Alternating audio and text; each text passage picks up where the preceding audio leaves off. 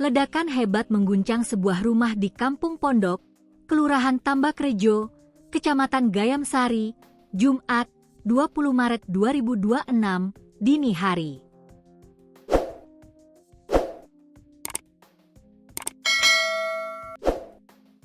Kejadian itu menewaskan seorang bocah sekolah dasar, SD, berusia 9 tahun, serta menyebabkan 2 penghuni rumah lainnya mengalami luka ringan. Korban meninggal diketahui bernama Gilang, 9. Ia ditemukan dalam kondisi tidak bernyawa di ruang tengah rumah oleh tim Inafis Polrestabes Semarang saat melakukan olah tempat kejadian perkara, TKP.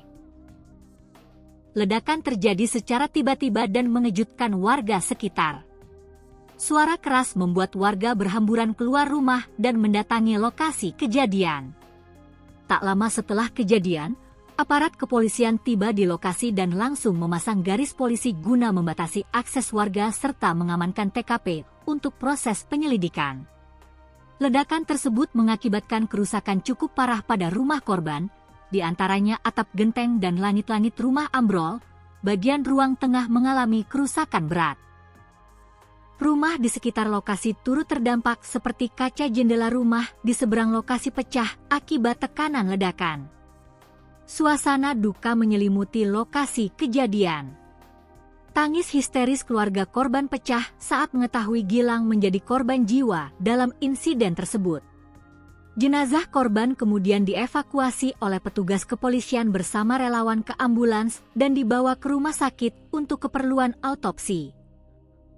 Sementara itu, 2 anggota keluarga lainnya yang berada di rumah saat kejadian dilaporkan hanya mengalami luka ringan.